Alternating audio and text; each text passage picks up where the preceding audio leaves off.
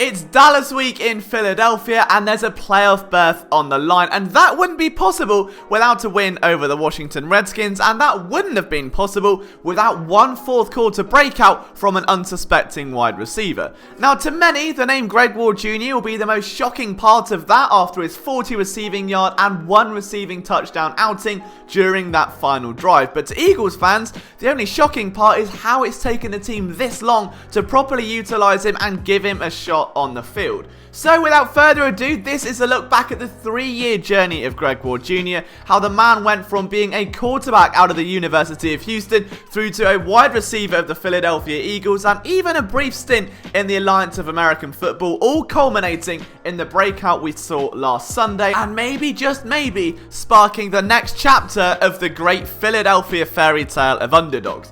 My name is Liam Jenkins and this is another episode of Eagles Film Room.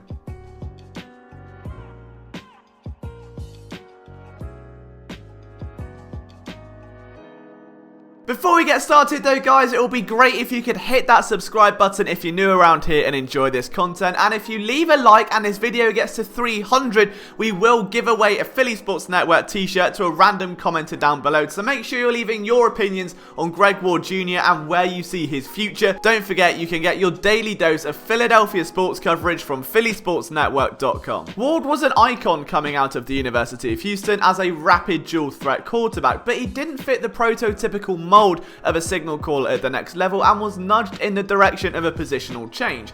He was drafted by a team and eventually caught on with the Philadelphia Eagles, who over the next 2 preseasons he spent the time trying to make the team. He caught 13 passes for 92 yards during that span, proving himself at 5'11", 190 pounds to play physically, snatching balls out of the air with an impressive catch radius and showing development as a route runner. But on both occasions he was shoved to the practice squad and left in the cellar while the Eagles had receiver problems of their own higher up the pecking order. There are only a few preseason films on Greg Ward Jr. to go back and look at his development, but the one thing that always stood out was his catch radius, and this probably stems from his time at a quarterback. He understands where a wide receiver needs to be to haul in one of his passes, so he does the same here. He uses his body very well, like we see in this play against the Packers, just to box out the corner. Even though he is a smaller receiver, he's aware of the space around him and what he needs to do to square up and help his quarterback out. I'm sure many of you will remember this play back in 2017. It was a 3rd and 19 against the Buffalo Bills, and Ward makes a tremendous catch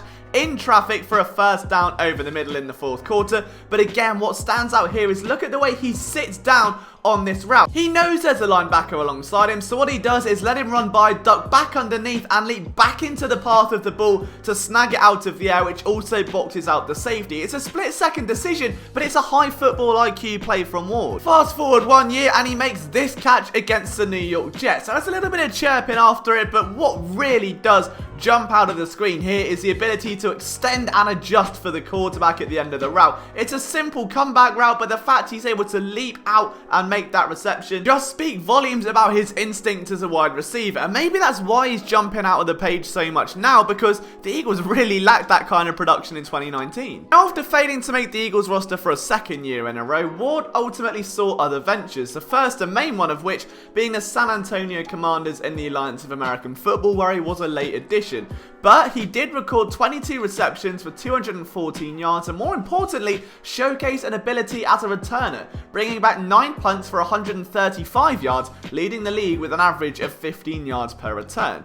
At 23 years old, he's still extremely young, and this was experience where he could play actual game time against a competitive team in a league. It wasn't just preseason, it wasn't just practice squad players. These were NFL caliber players, many of them with league experience, playing in a competitive environment, and it did wonders for his development. Perhaps his most iconic play during his time with the Commanders was this one. It's a simple go route down the right hand side of the field, and he makes a stunning catch. But what really impresses me here is the fact that Ward is never going to be a world beater in terms of speed, and he doesn't win this route with speed and separation, but he does so with effort, catch radius and hustle. Now, when you get a closer look at this play, it really does jump off the screen and become clear. The cornerback even stops and then starts, and Ward still can't get past him, but he brushes past during the stem of the route, and look at the extension of the arms to bring that ball in. That's the kind of hustle we're talking about. Someone that wants it for, that can track the ball over his shoulder, something that has plagued the likes of Nelson Aguilar, and even though he's not a deep burner, he's someone that will punish you with high levels of effort if a DB is caught lacking. We started to see someone that became more comfortable when at the line of scrimmage, getting off the line, and more importantly, creating separation through that stem. He struggled with it before,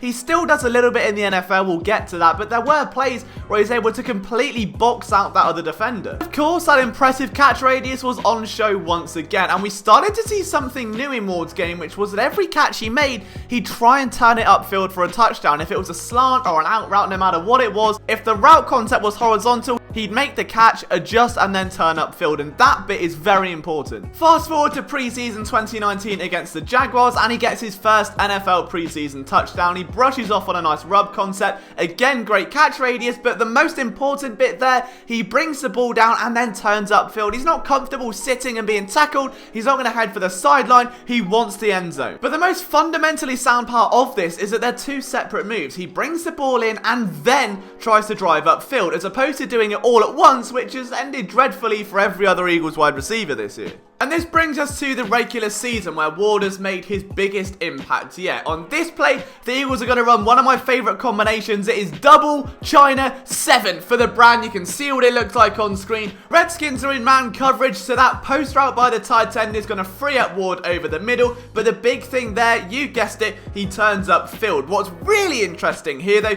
is how he braces for contact. He shields the ball. You see it much better from this view. But look at the second he actually takes the ball, spots the defender, and just pushes into him, lowers his head, lowers his shoulders, ready for impact, securing the rock, which again has been a problem for the Eagles this year. Down inside the red zone, 3rd and 3 at the 14-yard line. The Eagles are going to run Greg Ward here on a simple slant concept, lots of space over the middle, but again, immediately turns upfield. He doesn't carry that momentum forward and drive it to the sideline. He wants to go up the field vertically, which is something that's really standing out by this point in his career. He gains full advantage of slightly off coverage to come underneath with a nice reception, but again, it's that head that's turning upfield, and this is pushing the Eagles into some nice situations. If you can't beat defenses down the field, if you don't have a deep threat outside of your tight ends, you need to rely on getting yards after the catch, and that is something that Greg Ward has done instrumentally better than the likes of Arcega-Whiteside, Mac Hollins, or pretty much any wide receiver currently on this roster. And while that play was almost a touchdown, the next one gave the Eagles such a big boost on this drive. They're down inside the 30, they're running a 3-by-1 set, but look at the awareness here of Greg Ward. Another in-breaking route, and turns upfield into a cushion of defenders. Again, if you look at this play and the way it all pans out, Ward could easily just carry that momentum over the middle of the field, but he knows there's a defender turning back looking his way. If anything, he's circled in, so it makes sense just to push vertically. But back to another improvement, which is his adjustment, something that's always been strong in his game. The one thing I don't understand with this play is why they start Ward on that side and motion him to the left, because he's a right-handed receiver, so you can see a very unnatural bend there in his play. He always normally lines up on the other side of the hash marks, but either way, he still gets down low, scoops that ball up, but it's such an unnatural bend that by the time he's hit, it's a little bit too late. I think making life worse is the fact that Ward has almost had so many touchdowns this season. There was almost another one this very same game. The Eagles bring down Miles Sanders in motion. They're showing blitz. You've got currently Greg Ward unmarked here in this situation, so he's going to run up into what is a soft zone. The Redskins are going to drop back a linebacker, and just watch how Ward plays this. He sits perfectly in between those two defenders, but the pressure from the other side gets to Wentz, and he can't really get the ball out. Then you've got his actual touchdown, where the Eagles are going to run the same play where they went to Zach Ertz on a touchdown previously, only this time Greg Ward is going to be the man coming back the other way. You've got a rub concept, dragging all that attention to both playmakers to the right. So what you see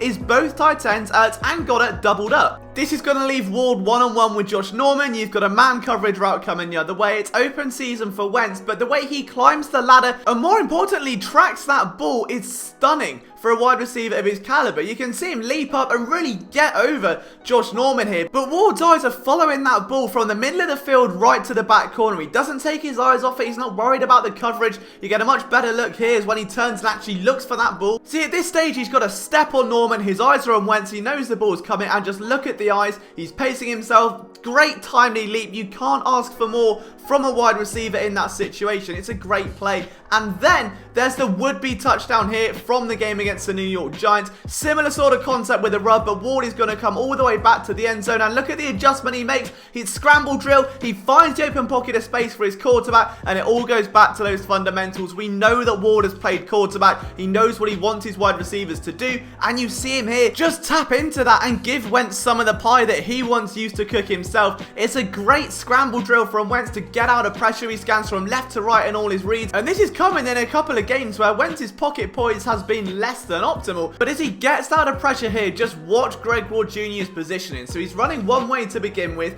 and then immediately turns. He knows Wentz can't make that throw. He's going to tight end in front. He gets in front of his defender, heads towards the open space, and again leaps into the air to haul it in. And I think going back and watching these tapes again, you can see the intricate developments in Ward's game. Now he's able to get off the line a little bit cleaner and actually battle through the stem as opposed to being pushed off like we saw in a couple of preseason games. So look at this play here. He's got a little bit of off coverage to work with in the middle, simple in-breaking route, and just gets himself in a good position to catch that ball, uses his arms, extends the catch radius, brings it in, but more importantly, that little push there just at the break point of the route, that's something you learn. That's not something that you just instinctively know. To get in and out of your breaks quickly takes time. He uses a nice little cut there to get back from 0 to 60 quickly. It's a nice improvement. And talking of his release and during the stem of the route, you see something similar here on an out route. Just that quick break underneath to get away from pressure and bring that ball in. He doesn't drag it out. He doesn't go and overexert himself. A nice crisp cut. Again, that's something that's taught to come to a sudden stop and change direction.